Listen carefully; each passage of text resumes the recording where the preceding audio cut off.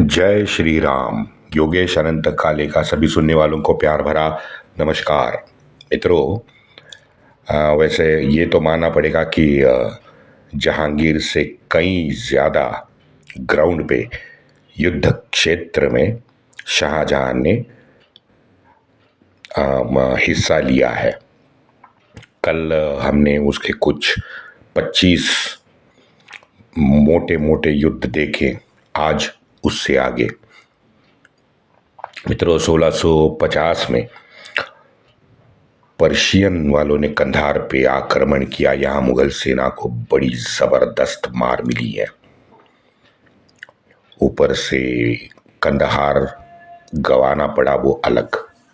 गजनी में विद्रोह हुआ क्योंकि शाहजहां की मोमिन फौज ने गजनी, खिलजी, घोरी और शेरशाह सूरी की राह पर चलते चलते गजनी के किसानों की फसल, खड़ी फसल उसने जला दी।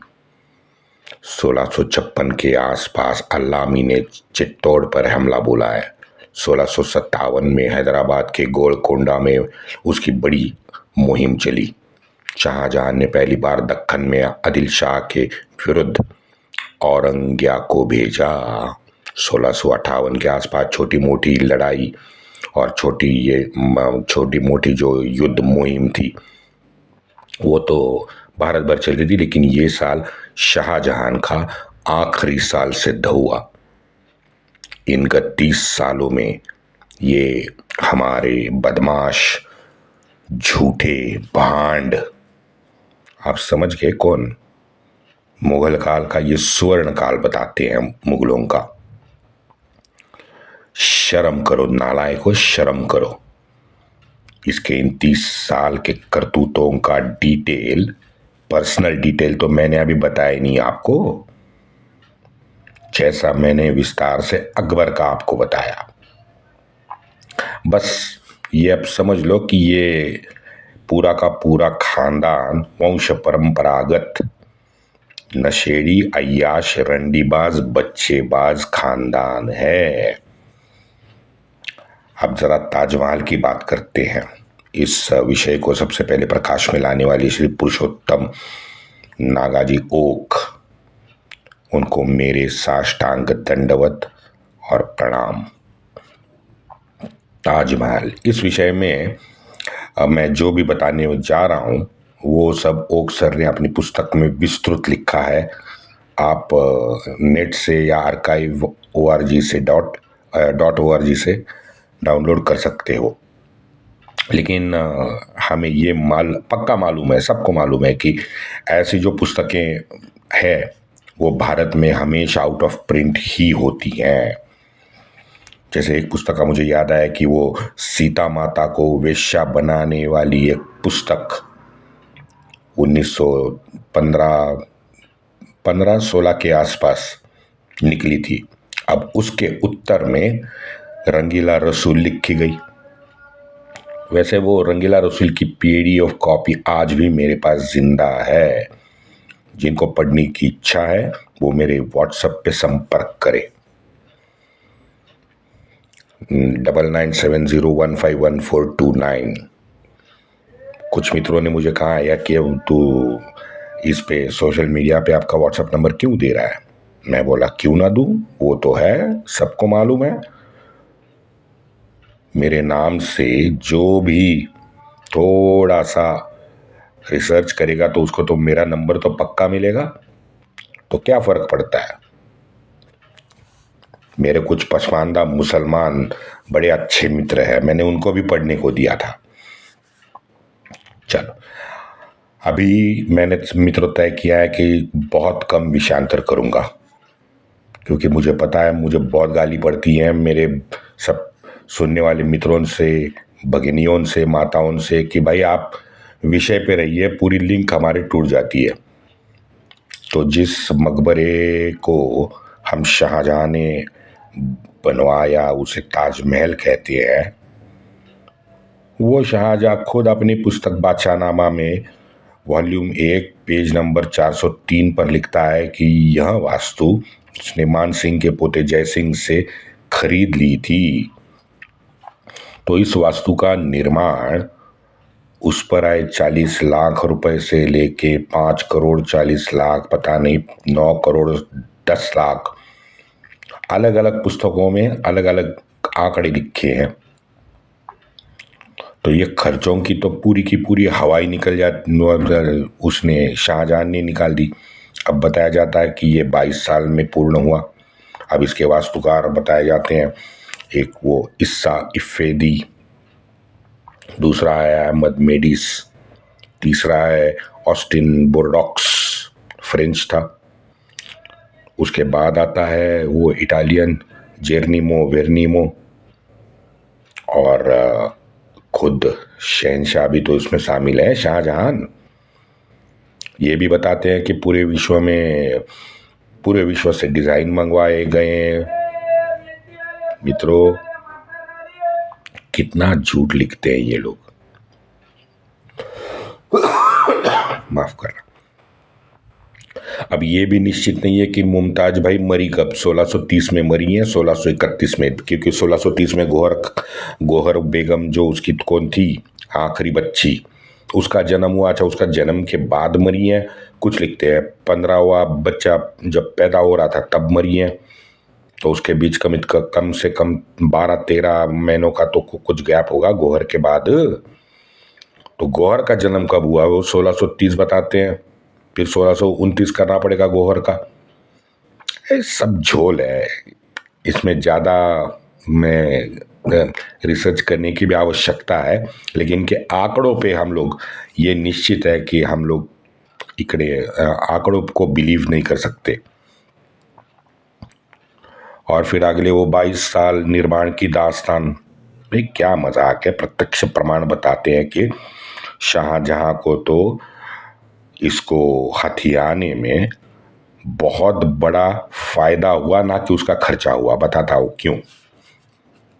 पहले तो इसके चांदी के दरवाजे निकाले, फिर वो कंपाउंड की रेलिंग्स निकाली, फिर पत्थर में तराश के वो जब बिठाए गए मौल्यवान रत्न थे वो निकाले गए।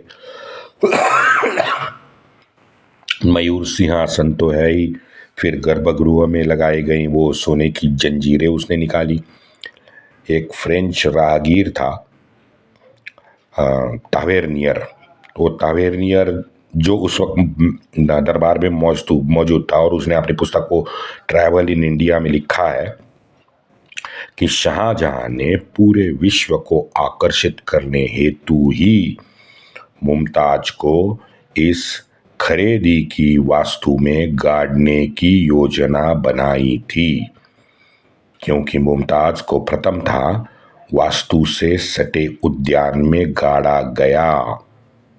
वो तो मैंने ऊपर बताया कि ये नशेड़ी सत्ता में आया 1628 में मुमताज मरी।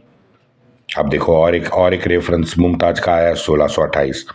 हम लोग तो 1630 और 1631 की बात करते हैं, और एक वर्नियर कहता है 1628। चलो ठीक है, लेकिन इन 2 सालों में बुंदेला और लोधी ने इसके सामने जबरदस्त आह्वान खड़ा कर दिया था। भीषण संग्राम इस 2-3 साल में ही हुए हैं, और ये तो बुंदेला का सबसे बड़ा था। लेकिन दक्खन, बंगाल, अफगानिस्तान हो, पेशावर, मुल्तान, पंजाब, गुजरात, हर जगह छोटे मोटे विद्रोह तो चल ही रहे थे। ओक्सर ने बड़े कष्ट उठाकर इन सब परिस्थितियों की हर प्रकार से वस्तुनिष्ठ तथ्य उन्होंने उपस्थित करके अपने ताजमहल द ट्रू स्टोरी में इसमें प्रकाशित कर रखा है। ओक्सर की लगातार कोशिश के बावजूद जब इंदिरा गांधी सरकार थी तो आईएसआई और सभी जुड़ी मंत्रालयों से उनकी अर्जी जो उन्होंने लगाई थी कि इस पे रिसर्च हो, वो कचरे के डब्बे में फेंक दी गई। 1969 में ओक्सर बताते हैं कि हमारे पूरे शिक्षा व्यवस्था में वामपंथी नाग ने कुंडली मारी, जो आज तक बैठा है, आज भी बैठा है, 2022 में भी बैठा है। वो कश्मीर फाइल में डायलॉग, फेमस डायलॉग है ना, चाहे सत्ता में परिवर्तन आए लेकिन व्यवस्था आज भी तो हमारी है। बहुत सत्य वाक्य, एक वाक्य में पूरे 70 साल की निचोड़ भारतीय राजकारण की उसने बताई है। वैसे न्यूयॉर्क के मार्विन मिल्स एक लेखक है और वो बार बार ताजमहल के लिए भारत आते रहे हैं। उन्होंने भी ताजमहल से प्रभावित होके संशोधन हेतु लगातार 3 साल वो भारत में रहे हैं। उन्होंने ताजमहल में से कुछ टुकड़े निकालने में कामयाबी हासिल की और उसके बाद पता चला कि ताजमहल से निकले कुछ टुकड़े हैं वो तो 1000 साल से पहले मौजूदगी उन्होंने दिखाई है, क्योंकि इस मार्विन मिल्स ने उस टुकड़ों की कार्बन डेटिंग की थी। अब बताओ, अमेरिका से एक गोरा उठ के आया, उसने ताजमहल के कुछ टुकड़े हासिल करने में कामयाबी मिली और जब उसने खुद के पैसे से जब कार्बन डेटिंग की तो उसको पता चला कि ये तो भाई 1000 साल से भी पुराना है। वैसे कुछ एपिसोड पहले अगर आपने सुना होगा तो मैंने वो ये नैसर्गिक आपत्ति का पूरा डिटेल आपको दिया था कि मुगल निर्मित ये जो अकाल है और नैसर्गिक अकाल, उसकी पूरी डिटेल मैंने आपको दी है। आप मेरे पुराने एपिसोड उठा के देख लें डेट के साथ, और कुछ के क्षेत्र में क्या क्या नैसर्गिक आपत्तियां हैं उसकी पूरी डिटेल है, आप पढ़ लें, आप सुन लें। शाहजहां के समय भी जैसे मैंने कहा कि अकाल पड़े हैं, गरीब हिंदू भूख से मरे हैं। गुजरात दक्कन का सूखा तो जग प्रसिद्ध है। और ये एक चाटुकार दरबारी था, अब्दुल हमीद मुल्ला था वैसे ये। उससे दिखता है कि कुत्ते का भी मांस वहां खाया गया, मरे हुए जानवर की हड्डी इकट्ठा करके उसमें चावल पकाया जाता था, या उस हड्डी के पानी को सूप बना के पेश किया जाता था। समाज मानो पूरा समाज नरभक्षक बन चुका था। अहमदाबाद में भरे हुए मरे हुए इंसानों की भर भर के बैलगाड़ियां आ रही थी। उसको जलाने दफनाने के लिए भी इंसानों में जान नहीं बची थी। तो आप सोच सकते हो कितना भयंकर भयंकर अकाल था। यह है भारत का स्वर्ण काल। हुक्मरानों की ये भूखी नंगी बेहाल बनी सामान्य जनता। वैसे वो छोड़ो, ये अभी विषयांतर बहुत छोटा कर रहा हूँ, लेकिन मुझे बोलना बहुत जरूरी कि आज पाकिस्तान का हाल आप देखो। और वो 1650 या हो या 2023 हो, मानसिकता देखो। 2000, 20,000, 2-2 लाख एकड़ का मालिक, कोई जरदारी है, कोई शरीफ है, कोई भुट्टो है, कोई राणा है, कोई चौहान है। 2000 एकड़ से ज्यादा तो शरीफ की है, वो मैंने पेपर में पढ़ा था। लोग वहां रास्ते पे अटक के लिए, आटे के लिए एक दूसरे को काटने को उतावले हैं, लेकिन ये अशराफ, ये है असली इस्लामी मानसिकता। मैंने जैसे पहले भी बार बार कहा है, जर, संपत्ति, जोरू, महिलाएं और जमीन, ये नहीं सुधरने वाले। मोहम्मद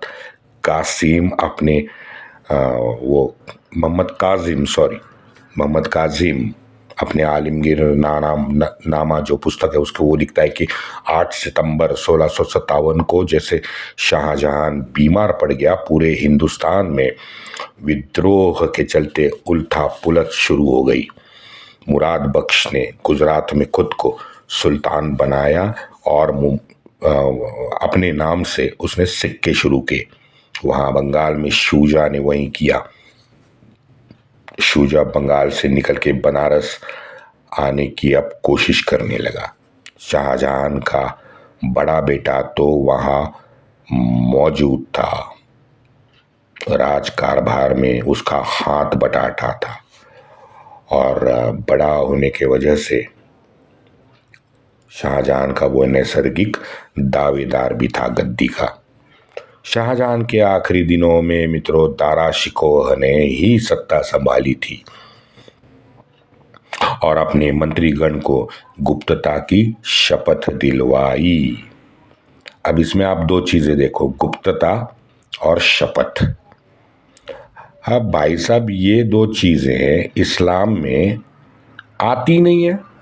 जर जोरू जमीन, इसमें गुप्तता कहाँ आई भाई? उसका स्वार्थ होगा तो गुप्तता वो जरूर उसका पालन करेगा। शपथ, वो किसी इंसान को मानता ही नहीं तो उससे शपथ क्या दिलवाएगा या क्या खाएगा? वो तो सिर्फ शपथ लेगा, वो नबी का लेगा या अल्लाह का लेगा, बस बात खत्म। बाकी किसको देनी है, वफादारी किसको दिखानी है भाई? वैसे दक्खन, बंगाल और गुजरात से आने वाले सभी रास्ते दारा शिकोह ने बड़ी चालाकी से रोक दिए थे और ये बात अब छुपी नहीं थी कि चारों शहजादे एक दूसरे के खून के प्यासे बन गए। सत्ता की होड़ में खुद को आगे रखना सभी के सभी चारों चाहते थे। दारा ने शाहजहां से कहलवा कर दक्खन में बैठे औरंगिया की फौज में कटौती कर डाली और कुछ सरदारों को दक्खन जाने के लिए वहीं दिल्ली में रोक लिया, क्योंकि दारा बिल्कुल जान चुका था कि इन भाइयों में सबसे असली खतरनाक शैतान ये नालायक औरंगिया ही है। उधर औरंगिया ने सिकंदर आदिल शाह से बीजापुर की संधि कर ली थी और औरंगाबाद संधि करके, औरंगिया भी बड़ा चालाक था भाई, उसने युद्ध नहीं छेड़ दिया बल्कि वो जो प्रसंग है मैं आगे बताऊंगा उस प्रसंग को, बिल्कुल युद्ध की कगार पे दोनों आके आमने सामने खड़े हुए थे। लेकिन दिल्ली का माहौल सुन के औरंगिया ने ये हमारे सिकंदर आदिल शाह से बीजापुर में जाकर संधि की और औरंगिया औरंगाबाद लौटा। और औरंगाबाद लौटने से फिर उसको पता चला कि दारा दिल्ली से आगरा गया है और आगरा जाके वो वहाँ सत्ता हथियाने की कोशिश में लगा हुआ है। तो आगरा के किले में मुगलों का प्रमुख खजाना जो था, तो वो खजाने पे सबकी नज़र जो थी वो खजाने पे थी। तो दिसंबर 1657 में जयसिंह के नेतृत्व में दारा ने शुजा पे बंगाल पे हमला किया। अब बंगाल में शुजा पे एक भाई ने दूसरे भाई की, एक दिन तड़के तड़के बताते हैं कि सुबह को तड़के दारू पी के धुत अपने शामियाने में बिल्कुल नीचे गिरे हुए शुजा को जयसिंह ने उनके कबीले पे हमला करके बड़ा चौंका दिया। लेकिन ऐसा कुछ हुआ कि शुजा वहां से भाग गया। वो शामियाने में शुजा की बड़ी संपत्ति दारा के हाथ लगी है। सभी पकड़े हुए कैदियों को वहां आगरा लाया गया और दारा शिकोह ने उनको सबको काट डाला। दूसरे वहां गुजरात में वो मुराद का एक सेनापति था, सेनापति ख्वाजा शहबाज। उस ख्वाजा शहबाज ने सूरत पे कब्जा कर लिया। सूरत वासियों को जबरदस्त अत्याचार करके 6 लाख रुपए सूरत के व्यापारियों से लूटे। सूरत के ज्यादा व्यापारी कौन थे? हमारी तो थे भाई, इनकी सत्ता की लड़ाई, मरे हिंदू जनता। ये तो गत 500-600 साल से हम वही सुन रहे हैं हर एक एपिसोड में। इस युद्धमय परिस्थिति के बीच शाहजहां का सरदार मीर जुमला अपनी फौज लेके दक्खन आ चुका। शातिर औरंगिया ने मीर जुमला को वहीं कैद किया और उसकी सारी फौज को अपनी तरफ कर लिया। अब औरंगिया ने और एक चाल चली। अपने भाई मुराद बख्श को बड़े सुंदर प्रेम से ओतप्रोत भरा उसने एक पत्र लिखा है जो अवेलेबल है, और उस पत्र में नालायक औरंगिया ने मुराद बख्श को आश्वस्त किया कि मुराद ही बादशाह बनेगा। ये औरंगिया की आंतरिक इच्छा है। अब भाई खुद के भाई का ये लेटर देख देख के मुराद तो फंस गया। उसने मान लिया कि औरंगिया से हाथ मिलाने से मुझे बादशाहत मिलेगी, तो वो एक साथ आने को तैयार हो गया। 20 अप्रैल 1658 को इन दोनों की संयुक्त फौज का सामना दारा के सेना से हुआ, उज्जैन के पास। इस लड़ाई में शाही सेना पूरी तरह बिखर गई और हार गई। औरंगिया को शाही सेना से बहुत बहुत ज्यादा खजाना वहां मिला उज्जैन में, जिनके बाद औरंगिया बिना रुके उत्तर की ओर बढ़ गया। दारा के हार की खबर सुन के शाहजहां बुड्ढा पूरा का पूरा बौखला गया, क्योंकि उसके भी मन में था कि औरंगिया जीतना नहीं चाहिए। उसको मालूम था ये कितना हरामी है।